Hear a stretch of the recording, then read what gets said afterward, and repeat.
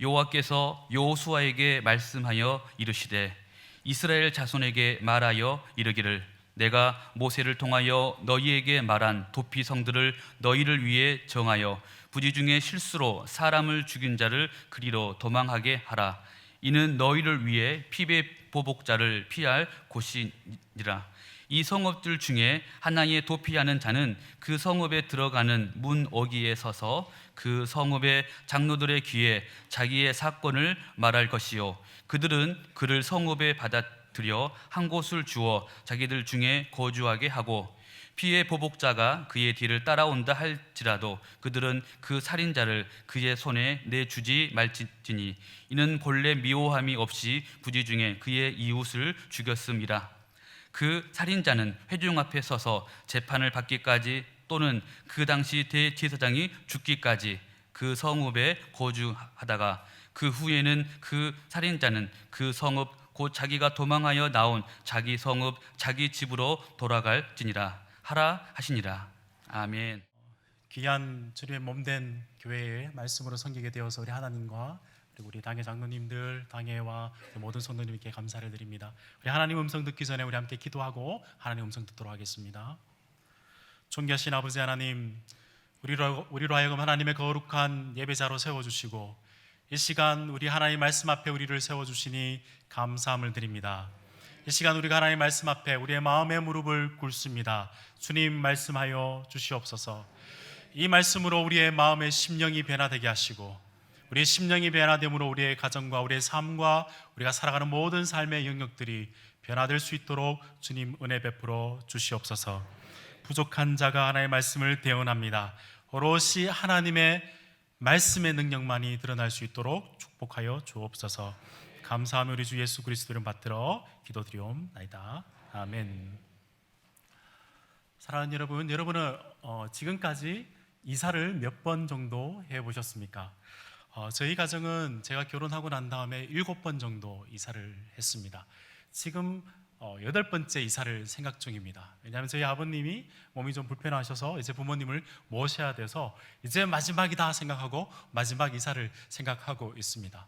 부모님 때문에 옮기는 건데요, 저희 자녀들이, 우리 아이들이 더 부산한 것 같아요. 첫째 아이는 고등학교에 기숙사에 가서 별 문제가 없는데 둘째가 이렇게 이야기합니다. 형이 없으니까 이제 내 방은 내 마음대로 정하게 해주세요. 그렇게 이야기를 하더라고요. 마지막 막내 딸은 동네 친구들과 헤어지는 것이 참 아쉽기는 할 수도 있지만 자기 방이 생긴다는 게 너무 좋은 거예요. 그래서 어떻게 꾸밀까 날마다 그 생각을 하고 있는 것 같아요.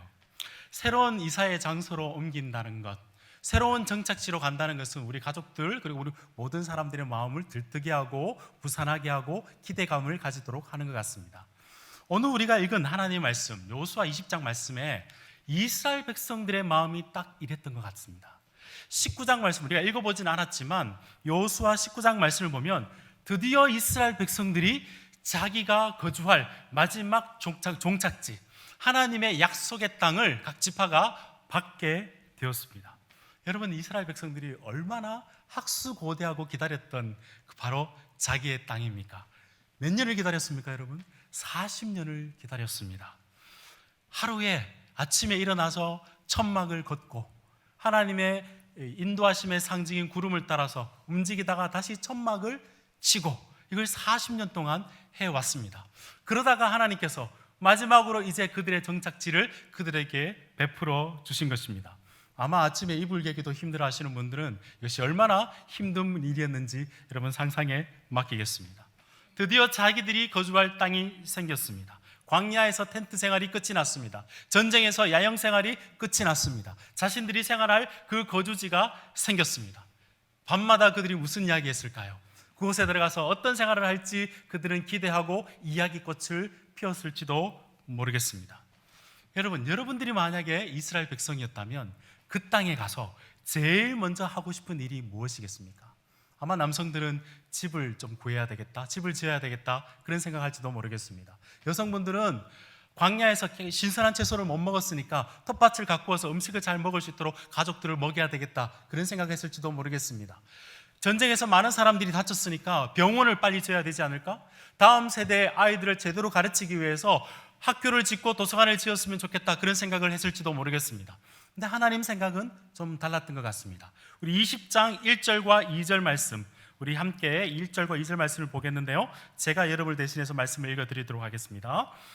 여호와께서 여호수아에게 말씀하여 이르시되 이스라엘 자손에게 말하여 이르기를 내가 모세를 통하여 너희에게 말한 도피성들을 너희를 위하여 정하여, 이렇게 말씀하고 계십니다. 그들에게 들어갈 약속의 기업을 얻었습니다. 그러고 난 다음에 하나님께서 명령하신 첫 번째 명령이 뭐냐면 도피성을 정하라라는 하나님의 명령이었습니다. 2절 말씀을 자세히 보시면 하나님께서 처음 이야기를 하는 것이 아닌 것 같습니다. 살펴보니 출애굽기 21장, 민수기 35장, 신명기 19장에서 하나님께서 가나안 땅에 들어가면 먼저 해야 될 일을 도피성을 정하라는 말씀을 3번이나 반복했습니다. 여러분, 3번 반복했으면 이게 어떻다는 이야기죠? 매우 중요하고 강조하는 이야기입니다. 그 명령이 이제 땅이 다 정해지고 난 다음에 하나님께서 이제 실행하라라고 하나님께서 명령하신 것입니다. 궁금하지 않으십니까, 여러분? 무엇이 그렇게 중요하길래 하나님께서 가장 먼저 도피성을 정하라라고 하나님께서 말씀하셨을까요? 하나님 자신을 위해서가 아니라 하나님께서 말씀을 보시면 너희를 위해서, 너희 공동체를 위해서, 너희 자신을 위해서 도피성을 빨리 정하라고 주님께서 말씀하신 것입니다. 우리로 조금 당황스럽게 하는 내용이 있는데요, 다 읽어보진 않았지만 7절 말씀을 보시면 그 도피성이 6개가 있는데 그 중에 한 도성이 헤브론이라는 도성입니다. 여러분, 헤브론 도성을 누가 차지한 것 여러분 혹시 기억나시는 분이 계신지 모르겠습니다. 갈렙이라는 사람이 얻었습니다. 85세 노구에 열심히 싸워서 얻은 그 성, 사실 갈렙이 얻었던 성 중에 가장 좋은 성이 바로 헤브론 성읍이었습니다. 평지에 있는 성읍이었습니다. 근데 아낌없이 하나님 명령 앞에서 이 성읍을 내어놓았다는 겁니다. 공동체를 위해서. 무엇이 이렇게 중요하기에 하나님께서는 이 명령을 하셨고, 그 명령이 무엇이 그렇게 중요하기에 이 헤브론 성읍을, 갈렙은 이 성읍을 그냥 선뜻 내어놓았을까요? 미리 말씀을 드리면, 답을 드리면, 그 도피성을 정하라는 하나님의 마음속에는 한 생명이라도 하나님께서 아끼고 싶어 하시는 하나님의 긍휼과 사랑의 마음이 담겨 있기 때문에 하나님께서 가장 먼저 도피성을 정하라고 명령하신 것입니다. 사랑하는 여러분, 하나님께서 이스라엘 백성들을 구원하셨습니다. 그리고 난 다음에 약속의 땅을 주시고 그 땅에 들어갔을 때 하나님 백성답게 살아가도록 하기 위해서 하나님께 주신 것이 있습니다. 무엇이죠? 하나님의 율법이었습니다. 하나님은 보이지 않으시니까 하나님의 백성답게 하나님을 높이며 살아갈 수 있는 가장 최선의 방법은 하나님의 법을 지키며 살아가는 것입니다. 그때나 지금이나 하나님의 백성이라면 하나님의 율법을 지키며 법을 지키며 살아가는 것은 굉장히 중요한 것입니다. 오늘날에도 마찬가지죠. 오늘날에도 우리가 살아가면서 이 땅 가운데 모든 사회가 안정이 되고 사회 가운데 모든 사람이 개인적인 자유와 자기 재산을 지키며 평안하게 살아갈 수 있는 방법은 모든 사람이 존중하는 법을 잘 지키는 방식입니다. 근데 여러분, 우리가 정말 법을 어떻게 하면, 어떻게 지키면 법을 잘 지켜서 이 땅 가운데 공의와 정의를 잘 이룰 수 있을까요? 2010년도에 마이클 샌들이라는 사람이 쓴 유명한 책이 있습니다. 정의란 무엇인가? 이 책의 사실을 정확한 이름을 좀 이야기하자면 어떻게 하면 이 땅 가운데 정의를 이룰 수 있을까? 그게 더 정확한 이름인지도 모르겠습니다. 놀라운 사실은 이 책이 2010년도에 나왔는데요, 그때 당시에 미국에서는 10만 부가 팔렸는데 한국에 나오자마자 100만 부가 팔렸습니다. 그래서 사람들이 한국이 정의롭지 못하니까 더 많이 팔린 거 아니냐, 그런 생각들도 하게 되었습니다. 이 사람이 얼마나 유명해졌냐 하면 프로야구 시구자로 나와서 시구도 할 정도로 굉장히 유명한 사람이 되었습니다. 2014년도에 급기야 200만 부가 이 책이 팔렸습니다. 그때 사람들이 깨달았습니다. 정의가 이 땅 가운데 없어서가 아니라 사람들 속에 소장파들이 많구나, 책은 읽지 않고 책을 모아두는 사람들이 굉장히 많아서 이 책이 많이 팔렸구나, 그런 평가들이 나오기 시작했습니다. 어쨌든 이 책이 굉장히 유명해졌는데요, 법을 지키면서 어떻게 하면 이 땅 가운데 공의와 정의가 이루어질 수 있을까? 그 사람이 이렇게 이야기합니다. 다수의 사람들이 모두가 행복할 수 있도록 법을 집행하는 것이 좋은 방식이다. 아니, 그럴 수도 있고 다른 관점도 있는데 개인의 인권과 개인의 자유를 가장 많이 보장해 주는 것이, 그렇게 법을 집행하는 것이 가장 좋은 방식이다, 그렇게 이야기하기를 하는 사람들도 있고, 아니 그걸 넘어서 공동체가 다 덕을 지키는 방식으로, 덕을 세우는 방식으로 법을 집행해야 된다. 이 사람의 결론이 무엇일까요? 잘 모르겠답니다. 법이 있습니다. 모두가 존중하지만 법을 어떻게 지켜서 이 땅 가운데 공의를 이룰 수 있을지 사실 잘 모르는 게, 법에는 한계가 있는 게 사실입니다. 법에 한계가 있을 뿐만 아니라 그것보다 더 큰 문제는 뭐냐면 그 법을 대하는 사람들의 동기와 태도가 굉장히 다를 수 있습니다. 똑같은 일이라도 동기가 다를 수 있고 결과가 다를 수도 있습니다. 미국의 조지 트레시라는 유명한 목사님이 계셨습니다. 그 목사님 교회는 아놀드라는 경찰관이 계셨습니다. 그 경찰관이 승진을 한 겁니다. 달라스의 경찰서장이 되었습니다. 그 아놀드가 제일 좋아하는 게 새 사냥이었어요. 그래서 축하하는 모임으로서 함께 새 사냥을 나가게 되었습니다. 목사님은 그 전에 사냥을 해본 적이 없는데 그 사람이 일 좋으니까 그 사람을 기뻐해 주는 마음으로 함께 나갔는데 그만 총을 만지다가 오발로 그 아놀드라는 사람이 허벅지에 관통상을 입게 됩니다. 그래서 피를 많이 흘려서 죽게 돼요. 의도는 전혀 그게 아니고 정말 기뻐해서 그 사람을 세워주기 위해서 나갔는데 살인하게 되는, 과실치사를 하게 되는 그런 결과가 있게 됩니다. 여러분, 그 반대 경우도 한번 생각해 볼 수 있지 않을까요? 두 명이 너무나 앙숙인데 어쩌다 보니까 함께 사냥터에 나가게 되었습니다. 기회를 틈타서 그 사람을 쏘아서 죽여야 되겠다 생각을 했어요. 겨냥을 해서 총을 쐈습니다. 근데 그렇게 공교롭게도 산짐승이 뛰어나오는 바람에 그 사람 대신해서 맞았습니다. 앙숙이었는데 자기의 의도는 죽이려고 했는데 그만 평생의 은인이 되어버렸습니다.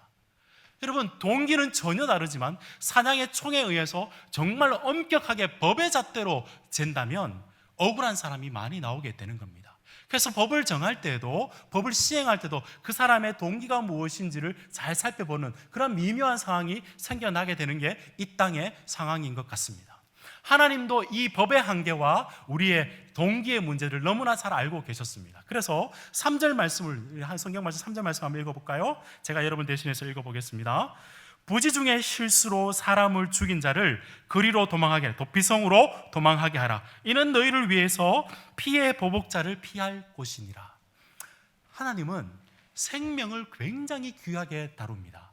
그래서 생명을 해한 자는 생명으로, 피의 값은 피로 하나님께서 갚게 하셨습니다. 얼마나 생명을 귀하게 다루셨냐면 출애굽기 21장 11절의 말씀을 보시면 사람을 쳐 죽인 자는 반드시 죽일지니라. 생명은 생명으로 갚게 하셨습니다. 심지어 그 사람이 하나님 앞에서 제사를 드린다 할지라도 그렇게 고의로 생명을 해한 사람은 끄집어내어서 그 사람의 생명을 속해야 된다 라고 이야기할 정도로 하나님은 생명을, 하나님의 형상을 닮은 사람의 생명을 굉장히 귀하게 여기셨습니다. 오늘 본문 3절 말씀을 보면 피의 보복자라는 내용이 나오는데요. 피의 보복자라는 내용의 보복자가 히브리어로 고엘이라는 단어인데, 여러분 룻기서를 보시면 여러분 보아스, 구속자라는 이야기 들어보셨습니까? 자기 친척 가운데 생명을 이어가지 못하거나 생명의 위협이 있을 때 마치 변호사처럼 그 사람을 돌보는 사람이 바로 이 고엘이라는 사람, 고엘 제도를 통해서 그렇게 했습니다.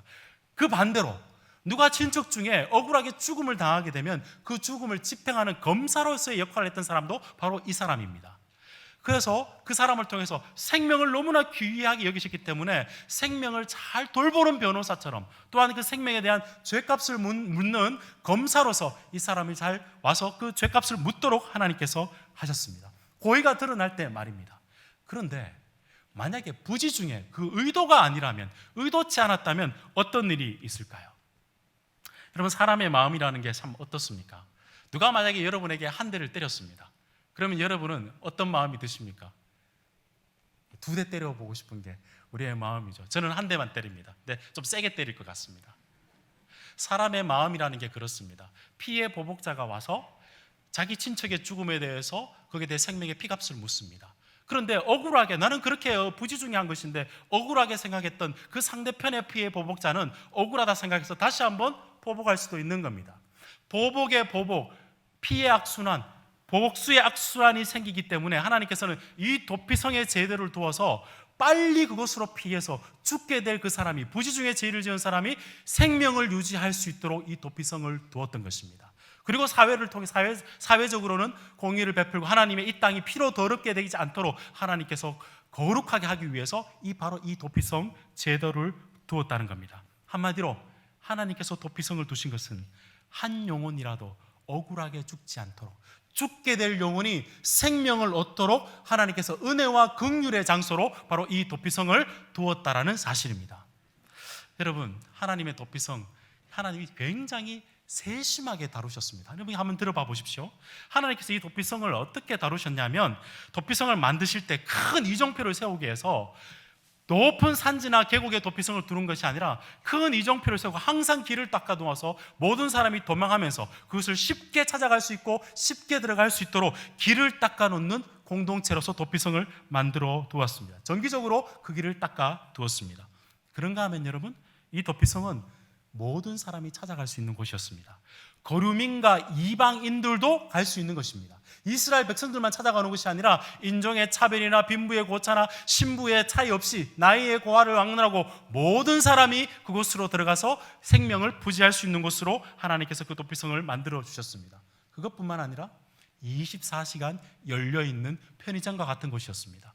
전쟁이 나도 그것은 닫을 수가 없고 어떤 왕의 명령으로도 그것은 닫을 수가 없도록 하나님은 도피성을 둬서 한 생명이라도 그곳에서 죽게 될, 죄를 지어서 죽게 될, 부지 중에 죄를 지어서 죽게 될 그 영혼이 그곳에서 생명을 유지하며 은혜로 다시 한번 살아갈 기회를 주시기 위해서 이 도피성 제도를 두셨다는 사실입니다. 여러분, 구약의 도피성 제도를 이렇게 이야기를 했는데요, 지금은 우리에게 도피성이 없습니다. 그러나 여러분 잘 생각해 보십시오. 만약에 하나님께서 긍휼과 은혜의 장소로서 사람들이 생명을 회복하며 생명을 구원받는 그곳으로 이 땅 가운데 하나님께서 어떤 곳을 정한다면 그곳이 어디가 될까요? 저는 그곳이 바로 교회라고 생각합니다. 하나님께서는 이 교회를 통해서 과거에 이스라엘 백성들이 도피성을 통해서 죽게 될 영혼이 생명을 얻는 은혜의 장소였다면 오늘날 이 시대 가운데, 이 땅 가운데 이 교회가 바로 하나님의 은혜와 긍휼의 모습들을 드러내는 장소로 하나님께서 사용하고자 하신다는 사실을 저는 그렇게 믿고 있습니다. 사랑하는 여러분, 세상 사람들은 부지불식 중에 죄를 짓고 살아갑니다. 개인적으로 죄를 짓기도 하지만 어쩔 수 없이 자기도 모르는 사이에 사회적 불평등 가운데, 불균형 가운데, 억압 가운데서 죄를 짓기도 합니다. 개인적인 사소한 행동이 다른 사람에게 피해를 주기도 합니다. 제가 한 번은 우리 가족이 19층 아파트에 산 적이 있습니다. 저희 와이프의 어명을 따라서, 우리 집 사람의 어명을 따라 쓰레기 봉투를 버리러 갈 때가 있는데 19층에서 타고 내려오다가 보면 갑자기 16층, 15층에서 갑자기 타시는 분이 계셔요. 갑자기 그분의 인상들이 변하십니다. 제가 갑자기 가해자가 된 거예요. 그분들은 피해자가 된 겁니다. 제가 의도치 않았지만 그렇게 된 것입니다.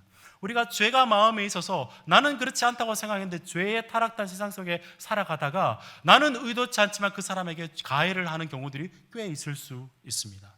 공동체 안에서는 어떨까요? 이 땅 가운데 금수저, 흙수저들이 살아가고 있고 사회적 불균형 속에서 살아가면서 사람들은 자기의 이익의 문법에 따라 살아가고 개인 쾌락의 원리를 따라서 살아가다 보면 자기가 원하든 원치 않든 가해자가 되고 부지불식 중에 죄를 짓고 살아가는 것이 이 땅의 모습인지도 모르겠습니다. 여러분, 우리가 살아가고 있는 시대가 과거보다는 굉장히 발전하고 세련돼 보이긴 하지만 그 원리를 찾아보면 굉장히 옛날이나 지금이나 바뀐 것이 없는 것 같아요. 어쩌면 우리가 살아가는 이 시대가 쓸모의 관점에서 이 사람 괜찮다, 쓸만하다라는 관점에서 사람을 노예로 부리던 현대판 애국 땅인지도 모르겠습니다. 어쩌면 우리가 살아가는 이 시대가 자기 쾌락을 위해서라면 무슨 일이라도 저지르던 현대판 로마 제국인지도 모르겠습니다. 그곳에서 자기는 열심히 살아간다고 하지만 서로 경쟁하고 쟁투하면서 살아가면서 부지불식간에 죄를 짓고 살아가고 있는지도 모르겠습니다. 가만히 생각해 보면 우리의 마음에도 죄성이 있고 타락된 사회 속에 불균형이 있고 죄가 만연해 있고 여전히 사단이 우리로 하여금 죄를 짓고 있는 생활 가운데, 그 세상 가운데 살아가면서 많은 사람들은 자기도 모르는 사이에 죽어가고 안식이 없고 답답해하면서 자기의 인간성, 하나님의 형상들을 잃어버리는 삶을 살아가면서 죽어가고 있는지도 모르겠습니다. 사랑하는 여러분, 세상은 여전히 하나님의 도피성이 필요합니다. 한 생명을 귀하게 여기는 하나님의 은혜와 긍휼의 장소가 필요합니다. 세상의 힘과 경쟁의 원리가 아니라 하나님의 은혜와 사랑으로 어떤 사람이든지 받아줄 수 있는 그런 하나님의 도피성 같은 교회가 필요합니다. 가만히 생각해 보십시오. 원래 우리가 죄로 죽었던 자인데 하나님의 은혜로 이곳에 불러주셔서 하나님의 몸인 예수 그리스도의 몸인 교회를 세워주셨습니다. 이 교회는 하나님의 바로 은혜와 긍휼을 전하는 교회가 되어야 될 줄로 믿습니다. 그러므로 여러분, 여러분의 교회가 길을 닦는 하나님의 공동체가 되기를 주님의 이름으로 축원드립니다. 모든 사람들이 이곳에 쉽게 찾아오게 되며 왔을 때 기쁨으로 여러분을 받아줄 수 있는, 모든 사람이 기쁨으로 올 수 있는 그런 길을 닦는 공동체가 되었으면 좋겠습니다. 그런가 하면 벽이 없는 하나님의 공동체가 되었으면 좋겠습니다. 인종이나 가진 것, 학력, 여러 가지 나이 고하를 막론하고 누구나 들어올 수 있는 문턱 없는 공동체가 되었으면 좋겠습니다. 그리고 여러분 마음속에 열린 마음이 있어서 세상의 나의 판단이나 내 기준이나 내 마음에 맞는 사람만 받아들이고 마음속에 있는 모든 벽들이 허물어지는, 벽이 없는 그런 공동체, 모든 사람을 받아줄 수 있는 그런 공동체가 되기를 주님의 이름으로 축원드립니다.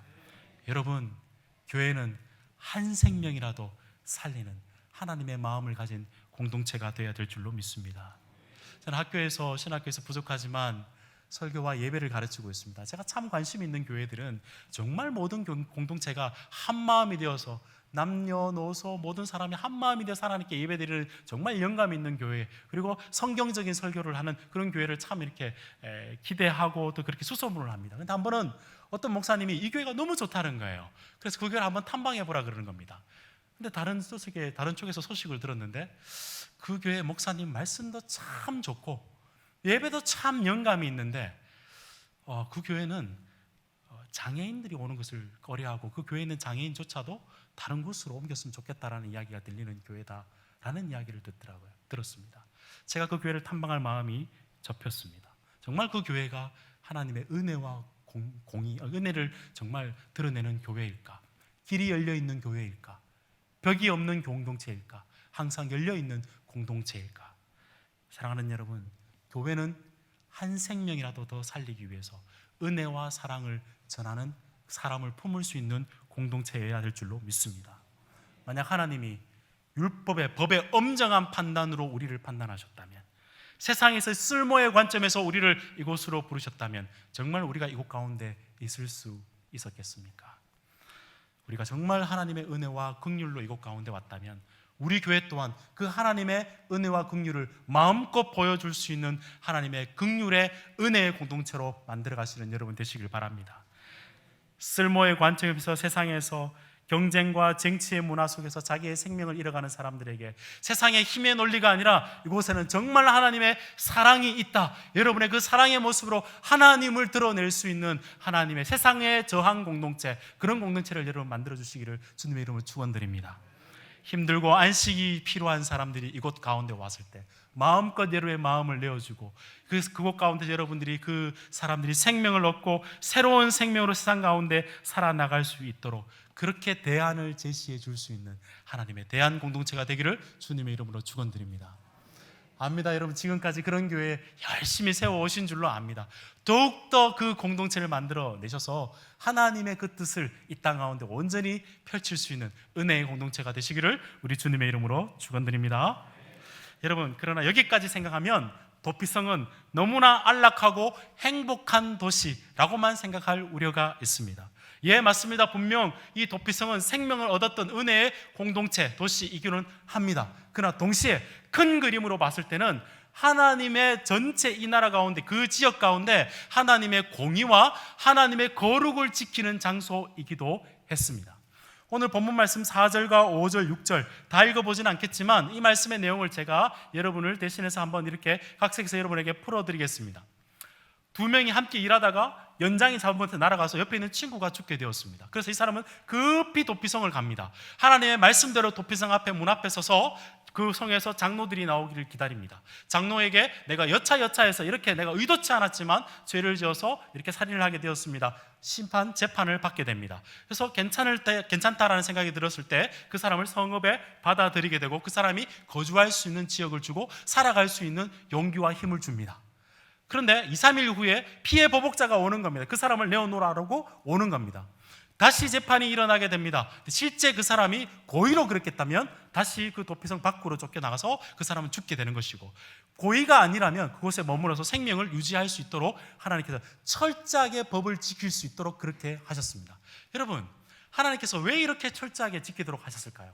하나님의 말씀대로 공의가 이루어질 수 있도록 하기 위해서, 지역 사회를 거룩하게 지킬 수 있도록 하기 위해서 이렇게 하나님의 말씀을 잘 지키는 공동체로 하나님께서 도피성을 주셨다는 사실입니다.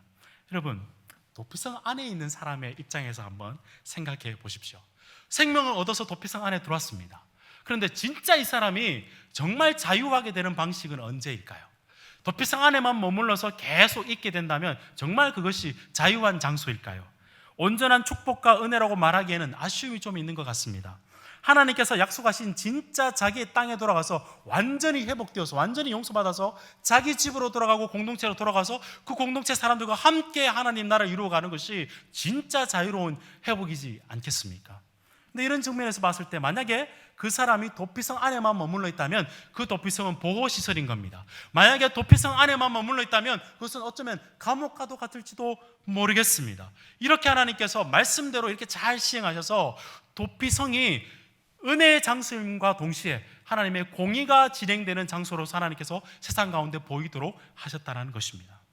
사실 이 모습, 하나님께서 도피성과 같이 도피성을 만드셔서 그 지역 가운데 하나님의 공의가 드러나도록 했던 것, 어쩌면 이 시대 가운데 교회를 통해서 하나님의 공의와 하나님의 거룩을 드러내도록 하시려고 하셨던 하나님의 교회를 향한 하나님의 마음을 이 말씀에 비추어 봤을 때 참으로 우리 마음이 좀 불편한 것은 사실인 것 같습니다. 정말 세상 사람들이 한국 교회를 보고 정말 정의와 공의가 넘친다, 그렇게 이야기하고 있을까요? 참 부끄러운 지경이 된 것은 사실인 것 같습니다. 오죽했으면 TV 앵커가 사회의 회복을 이야기하면서 급기야 이런 멘트를 하게 되었습니다. 세상이 변하기 전에 교회가 먼저 회복되어야 된다는 이야기를 어떤 TV의 앵커가 하게 되었습니다. 웨런 이어스비라는 신학자는 이렇게 이야기를 했습니다. 지나간 19세기 동안 교회는 세상을 향해 죄를 인정하고 회개하고 복음을 믿으라고 말했지만 오늘 20세기 황혼과 21세기를 맞이하면서 세상이 교회를 향해서 죄를 인정하고 회개하고 참된 복음을 지닌 교회가 되라라고 외치고 있다. 여러분 어떻게 공감이 되십니까? 마음에 찔림이 있으십니까? 2013년도 7월 달에 글과 그림이라는 시집에 김한영 씨의 동시가 있습니다. 그 시는 이렇게 시작합니다. 할머니 어디 가요? 예배당 간다. 근데 왜 울면서 가요? 울려고 간다.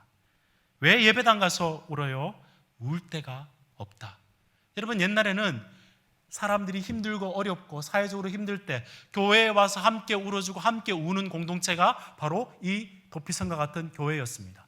그런데 어쩌면 요즘 교회들은 세상 사람들이 함께 들어와서 함께 울면서 거룩해지는 공동체이라기보다는 어쩌면 세상을 울리는 교회가 되지 않았나 그런 마음이 들 때가 많습니다.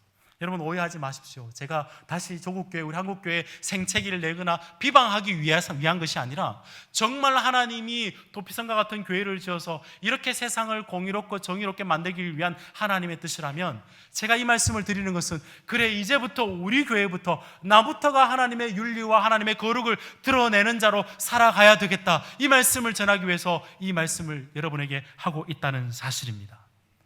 감사하게도 한국 교회 가운데 이런 각성들이 다시 일어나기 시작했습니다. 우리 찬양 가운데도 교회를 교회되게, 예배를 예배되게, 교회를 더욱더 하나님의 본질에 맞게 개인 구원뿐만 아니라 교회를 통해서 세상을 정화시키며 세상을 바꾸는 교회가 되어야 된다는 이야기들이 많이 흘러나오고 있습니다. 교회를 다시 교회의 본질을 회복하자는 이야기, 너무너무 감사한 이야기인 것 같습니다. 동시에 교회 안에서도 교회의 윤리를 회복하고 도덕을 회복해야 된다는 이야기들이 많이 나오고 있습니다. 너무너무 감사한 이야기입니다. 네, 그렇게 돼야 됩니다. 하나님의 공동체는 세상을 향한 빛과 소금의 역할을 감당하는 하나님의 정의와 거룩의 공동체가 돼야 됩니다. 그런데 여러분, 정말 우리가 교회의 본질에 대해서 공부를 많이 하고 또한 세상과 세상의 윤리에 대해서 우리가 거룩하게 살아야지 각오하고 결단한다고 정말 이 일들이 벌어질까요? 오늘 성경 말씀을 보면 그것보다 더 깊은 차원에서 우리에게 그 해답을 주십니다. 그 해답이 바로 6절 말씀입니다. 제가 6절 말씀을 여러분을 대신해서 읽어드리겠습니다. 살인자는 회중 앞에 서서 재판을 받기까지 또는 그 당시 대제사장이 죽기까지 그 성읍에 거주하다가 그 후에는 그 살인자는 그 성읍 곧 자기가 도망하여 나온 자기 성읍 자기 집으로 돌아갈지니라 하라. 도피성에 도피했던 한 영혼이 온전히 자유롭게 되어서 다시 자기 집으로 돌아가고 공동체가 회복되는 역사는 단 하나의 사건이 이루어질 때만 그 일들이 가능했습니다. 그것이 언제였냐면 그 도피성에, 그 지역에, 그 나라에 대제사장이 죽었다는 소식이 전파될 때, 그때 도피성의 모든 사람들이 자기 집으로 돌아가서 용서받은 자로, 온전한 자유를 얻은 자로 회복될 수 있다라고 성경 말씀은 우리에게 말씀하고 있습니다. 오늘날에도 사회에서는 특별사면이라는 거 여러분 들어보셨죠? 대통령이 하는 겁니다. 기쁜 날, 광복절이나 3.1절, 성탄절 같이 주로 기쁜 날 사면을 합니다. 사면하는 이유가 뭐냐면 그 사람의 죄를 모두 탕감해 줄 뿐만 아니라 그 공동체가 대통합을 이루어서 좀 더 나은 공동체를 만들기 위해서 그렇게 특별사면을 합니다. 근데 여러분, 제가 아무리 살펴봐도 대통령이 죽거나 유명한 사람이 죽어서 사면이 되는 것은 세상 제도에서는 전혀 살펴볼 수가 없습니다. 오로지 성경에서 대제사장이 죽었다는 소식이 전파될 때, 그 소식이 나의 소식이 될 때, 그 도피성 안에 있는 모든 사람은 온전히 자유롭게 되어서 세상 가운데에서 용서받은 죄인으로 다시 한번 회복될 수 있다라고 성경은 우리에게 말씀하고 있는 겁니다. 여러분, 좀 상상을 해보셨으면 좋겠습니다. 어떤 사람은 금방 도피성에 들어왔다가 그 제사장이 죽었다는 소식을 듣고 온전히 자유롭게 되어서 집으로 돌아가게 되고, 어떤 사람은 몇십 년이 그 가운데 도피성에 있어도 대제사장이 죽지가 않아서 계속해서 도피성 안에서 있는 사람들도 있을 수 있습니다. 사람들은 도피성 안에서 정말 무슨 소식을 원했을까요? 이 도피성에서 대제사장이 죽었다는 그 선포가 전파되기를 너무나 학수고대하지 않았을까요?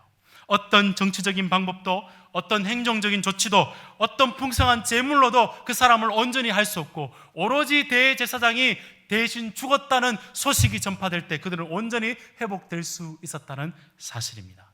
사랑하는 여러분, 하나님께서 구약의 도피성의 대제사장의 죽음을 이렇게 강조하신 이유가 무엇일까요? 저는 이 도피성의 대제사장의 죽음이 우리 영원한 대제사장 되신 예수 그리스도를 우리에게 보여주신다 말씀드리고 싶습니다. 도피성 자체가 중요한 것이 아니라 그 도피성이 정말 도피성 될 수 있도록 하는 것은 예수 그리스도, 영원한 대제사장이신 우리 주 예수 그리스도께서 나를 위해 죽으셨다는 그 소식이 전파될 때, 그 소식이 나의 소식이 될 때 우리의 영혼이 온전하게 죄에서 노임받을 뿐만 아니라 우리가 회복되어서 하나님께서 허락하신 땅에서 당당하게 살아갈 수 있는 길은 우리의 영원한 대제사장이신 예수 그리스도가 나를 위해서 죽으셨다.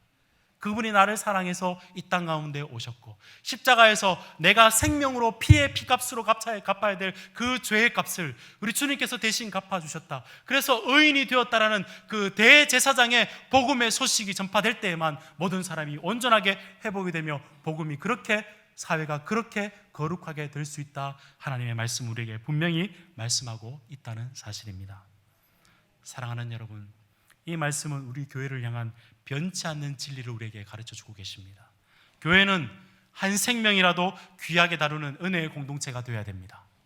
교회는 세상 사람들에게 거룩을 전하는 공의의, 정의의 공동체가 되어야 됩니다. 그러나 여러분, 그것보다 더 중요한 것은 진짜 은혜와 공의가 작동할 수 있는 근본적인 힘은 어디에서 나오냐 하면 우리의 영원한 대제사장이신 예수 그리스도, 그분이 나를 대신해서 십자가에서 죽으시고 그분의 의가 나의 의가 되어서 내가 용서받은 죄인이 되어서 이 땅 가운데 내 처지가 어떠하고 내 직장이 어떠고 내 모습이 어떠하든지 간에 나는 용서받은 자로 당당히 이 땅 가운데 살아가는 그 자유를 얻은 자만을 통해서 그 복음이 교회 안에서 생생히 전파될 때 그 사람이 온전히 자유로워진다는 사실입니다. 교회는 복음이 생생하게 전파되는 교회야 됩니다. 교회는 모든 사람을 받을 수 있는 포용의 장소여야 되지만 복음이 없는 포용의 장소는 어쩌면 나는 사람을 이만큼 사랑한다는 인류애적인 자기 자랑이 될지도 모릅니다. 복음이 없는, 진리 없는 윤리는 어쩌면 나는 법대로 잘 살아간다는 자기 의를 드러내는 것이 될지도 모르겠습니다. 교회는 윤리와 공의가 살아나야 되는 근본적인 힘은 예수 그리스도 그분의 은혜 때문에 내가 살아가며 예수 그리스도의 그분의 의로 덧입혀서 내가 의인 되었다는 것이 생생하게 나의 복음이 될 때, 그때 모든 성도들이 자유롭게 되며 자기가 하나님께서 맡기신 그 땅에 가서 당당하게 살아갈 수 있다는 사실, 그 사실을 여러분의 마음속에 깊이 되새기고 다시 한번 되새기는 이 시간 되기를 우리 주님의 이름으로 축원드립니다. 여러분, 슈테른베르그라는 화가가 있었습니다. 그 화가는 예수님을 알았습니다. 근데 교회에서 십자가상에 그 예수 그리스도의 그림을 그려달라고 한 거예요. 그리다가 감흥이 없어서 그냥 뒀습니다. 그러다가 집시 소녀 모델을 집에 초대했는데 그 소녀가 그리다만 예수님의 십자가상의 예수 그리스도의 그림을 본 거예요. 그 소녀가 스테른베르그의 화가에게 이렇게 물어봅니다. 저 사람이 정말 나쁜 짓을 많이 했는 모양입니다. 십자가에서 저렇게 고통당하는 거 보니까. 스테른베르그가 이렇게 이야기합니다. 얘야, 사실은 그게 아니고 이 사람은 정말 훌륭하신 분이다. 모든 사람들을 위해서 대신 죽어준 사람이야 라고 이야기를 합니다. 그때 그 소녀가 다시 한번 질문합니다. 그럼 바로 저 사람이 당신을 위해서도 죽은 사람입니까? 슈테른베르그는 머리로 알고 있었지만 바로 그 질문 앞에서 다시 한번 깨어지고 십자가의 예수 그리스도를 자기의 예수 그리스도로 받아들이며 그 그림을 완성합니다. 그 그림의 이름이 에케 호모, 이 사람을 보라. 그 사람이 완전히 변화된 것은 예수 그리스도를 알았지만 자기의 예수로 받아들인 것은 십자가상에서 예수 그리스도를 그가 나의 주로 받아들였던 그분을 볼 때였습니다. 그런가 하면 어떤 한 사람이 있었습니다. 그 사람도 화랑에서 4시간 동안 한 그림 앞에서 울고 있었습니다. 그 그림은 이런 글귀가 위에 쓰여져 있었습니다. 내 너를 위해서 이 모든 것 주었건만 너는 나를 위해서 무엇 주느냐. 이 그림 앞에서, 그 글귀 앞에서 울고 있었던 사람이 있었습니다. 그 사람이 바로 진젠도르프라는 유명한 선교사입니다. 그도 주님을 알았지만 그 십자가상의 그리스도, 그 그리스도의 십자가를 자신의 십자가로 받아들이고 열심히 주님 나라를 위해서 겨자씨 모임을 통해서 영국과 유럽에 회심한 자로서 자기의 삶을 온전히 들여서 주님 위해서 살아갔던 사람, 그 사람이 그렇게 될 수 있었던 것은 바로 십자가 위의 그리스도를 그가 나의 그리스도로 받아들였기 때문입니다. 그런가 하면 19세기 유명한 설교자 찰스 스펄전이라는 사람이 있었어요. 그 할아버지도 목사님이셨고 아버님도 목사님이셨는데 그는 어릴 적부터 마음속에 깊은 죄책감과 우울감으로 살아가고 있었습니다. 한 번은 시골 교회 겨울에 교회에 예배를 드리러 갔는데 1849년 12월 달에 너무 눈이 많이 와서 목사님이 오지 못했습니다. 함께 그 교회에 있는 구두수송공인 선생님이 이사야 42장 22절의 말씀을 가지고 땅끝의 모든 백성들아 나를 앙망하라, 이 말씀을 함께 나누고 그 새로 온 청년에게 이런 말씀을 전했습니다. 청년, 예수 그리스도를 바라보시오. 청년, 예수 그리스도를 바라보시오. 청년, 예수 그리스도를 바라보시오. 그가 예수 그리스도를 이미 알고 있었지만 바로 그때 그가 마음속에 우울감과 죄책감에 사로잡힌 그 모든 것이 해결되면서 19세기 많은 영혼들이 주님 앞에 돌아오도록 했던 그 유명한 설교자, 설교의 황태자 찰스 스펄전이 나올 수 있었던 것은 머리로 알던 예수 그리스도가 아니라 십자가의 예수 그리스도가 자신의 예수 그리스도가 되었던 그 경험이 있었기 때문입니다. 여러분, 제가 여러분에게 유명한 화가가 되라, 헌신된 선교사가 되라, 설교자가 되라 이 이야기하는 것이 아닙니다. 어떤 사람이라도 죽을 수밖에 없는 사람이 완전히 변화되고 새롭게 주님 나라를 위해서 헌신하며 많은 영혼들까지 살릴 수 있는 유일한 길이 있다면 그 길은 바로 살아계신 우리의 주인 되신 우리의 영원한 대제사장이신 예수 그리스도, 십자가의 예수 그리스도가 나의 예수 그리스도가 될 때, 그 복음의 소식이 생생히 나의 소식이 될 때 그 일이 가능하다는 사실입니다. 그러므로 사랑하는 동관교회 성도 여러분, 여러분의 교회를 통해서 복음이 날마다 생생하게 전파될 수 있도록 하는데 힘쓰시는 교회가 되기를 주님의 이름으로 축원드립니다.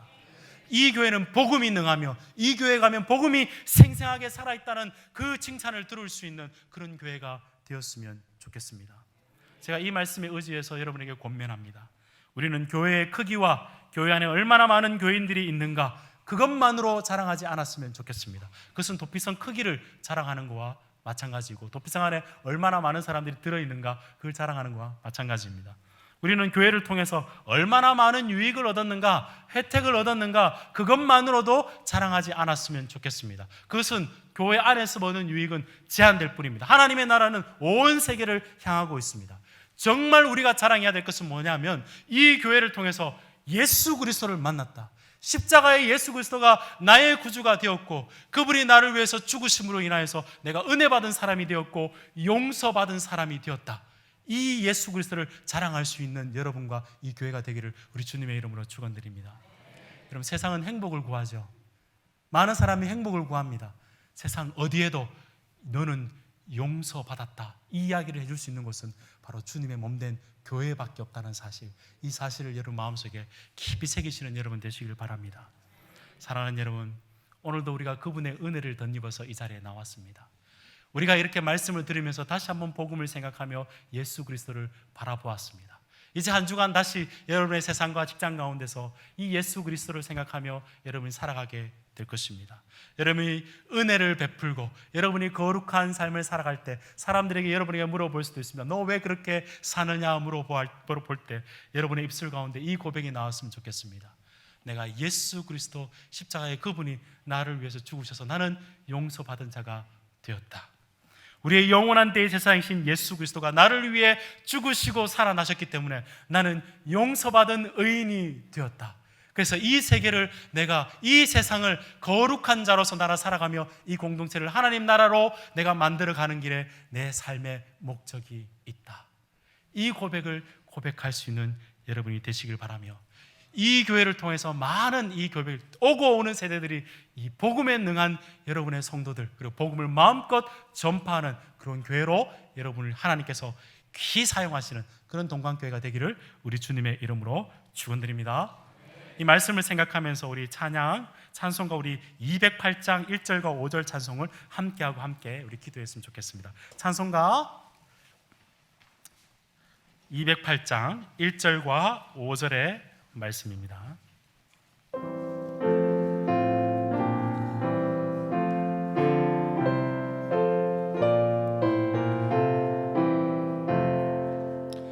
내 주의 나라와 주 계신 성전과 주 계신 성전과 피 흘려 사신 교회를 피 흘려 사신 교회를 늘 사랑합니다.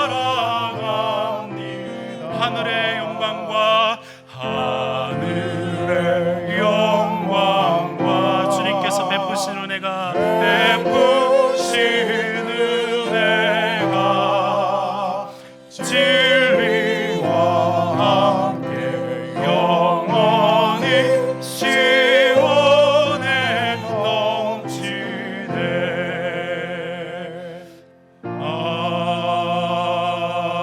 아멘. 여러분, 이 시간 우리 말씀을 생각하면서 목소리를 가지고 기도를 하시든지 마음에 다시 한번 조용히 기도를 하시든지, 주님, 나를 위한 십자가의 예수 그리스도, 내가 머리로 하는 예수 그리스도가 아니라 죽을 수밖에 없던 나를 살리신 그 예수 그리스도가 나의 영원한 대제사장이 되었다는 것이, 그 감격이 사라지지 않게 하여 주시옵소서. 내 마음속에 복음이 날마다 생생히 흘러넘치게 하여 주시옵소서. 그 기도로 주님 앞에 나가기를 원합니다. 또한 하나님, 나의 복음이 있기 때문에 내가 주위에 있는 사람들을 은혜로 베풀며 포용하는 우리 교회가 그런 교회가 되게 하시고, 이 세상 가운데 하나님의 공의와 정의와 하나님의 거룩으로 이 땅을 섬기는 교회 되게 하여 주옵소서. 주님, 교회를 사랑하는 마음으로 이 기도의 제목으로 주님 앞에 나가며 기도하겠습니다. 우리 함께 기도하겠습니다. 존귀하신 아버지 하나님, 이 시간 우리의 하나님의 말씀을 들었습니다. 구약의 도피성을 통하여서 하나님의 한 생명이라도 살리시길 원하셨던 하나님의 은혜와 긍휼의 마음들 우리가 다시 한번 되새겨 보았습니다. 하나님, 교회의 도피성을 통하여서 이 땅 가운데 하나님을 거룩하게, 피의 악순환이 있고 보복이 있고 세상의 경쟁과 정치 가운데 살아가면서 죄를 짓는 이 시대 가운데서 하나님의 공의와 정의와 하나님이 이 세상 가운데 하나님 나라를 이루어가는 하나님의 모습들을 발견하게 하심을 감사합니다. 하나님, 우리 동방교회가 이런 교회가 되게 하여 주시옵소서. 무엇보다도 우리 교회 가운데 하나님의 복음이 생생하게 전파될 수 있는 교회가 되게 하여 주셔서 교회에 모일 때마다 십자가의 예수 그리스도를 생생하게 보게 하게 하여 주시옵시고, 세상과 직장과 어느 곳에 있든지 간에 예수 그리스도로 인하여서 새로운 생명받은, 새 생명받은, 용서받은 공동체로서 예수 그리스도를 드러나는 귀한 하나님의 백성들 될 수 있도록 주님 은혜 베풀어 주시옵소서. 그래서 주님이 원하시는 하나님의 교회, 하나님이 귀히 사용하는 동방교회가 될 수 있도록 주님 은혜 베풀어 주시옵소서.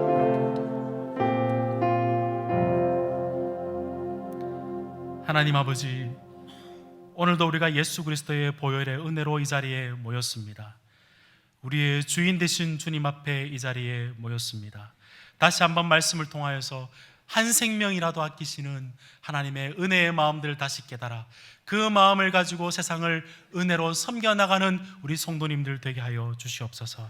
하나님이 도피성을 세우신 이유는 우리가 은혜 받을 뿐만 아니라 이 교회를 통해서 세상 가운데 공의와 세상을 거룩히 하는 빛과 소금의 역할을 감당하기 위해서 우리를 부른 줄로 믿사오니 하나님, 우리 동강교회가 이 일들을 잘 감당할 수 있는 교회 되게 하여 주시옵소서. 이 일을 위해서 무엇보다도 이 교회 가운데 하나님의 복음이 생생하게 전파되는 하나님의 복음의 울림판이 되는 교회 되게 하여 주옵소서. 오고 오는 모든 세대들이, 이 교회에 들어오는 모든 성도들이 예배 가운데, 말씀 가운데, 교육 가운데 살아계신 영원한 대제사장이신 예수 그리스도를 바라볼 수 있는 귀한 은혜가 되게 하여 주시옵시고, 그 예수 그리스도로 인하여서 용서받는 새로운 생명으로 이 땅 가운데서 많은 사람을 섬겨나갈 수 있는 귀한 하나님의 백성 되게 하여 주시옵소서. 그리하여 생명을 잃어가는 세상 속에서, 거룩을 잃어가는 세상 속에서 참 안식과 진정한 자유를 갈망하는 영혼들에게, 세상 가운데 힘의 원리와 경쟁과 정치 속에서 죽어가는 영혼들에게 참 소망과 생명과 은혜와 거룩함을 드러낼 수 있는 이 교회 되게 하여 주시옵소서. 그렇게 하실 우리 주님을 찬양하고 우리 주 예수 그리스도를 받들어 기도드리옵나이다. 아멘. 이제는 우리 주 예수 그리스도의 크신 은혜와 하나님의 무한하신 사랑하심과 성령님의 감동, 감화, 위로, 충만, 교통하심이, 영원한 대제사장이신 우리 주님의 십자가의 은혜와 그곳에서 이루신 의를 덧입은 자로서 이 세상에서 하나님의 거룩한 나라를 이루어가기로 다짐하는 이 자리 나와 예배하는 모든 성도들 머리 위와 특별히 동광교회 위에 지금으로부터 영원까지 함께 있을지어다. 아멘.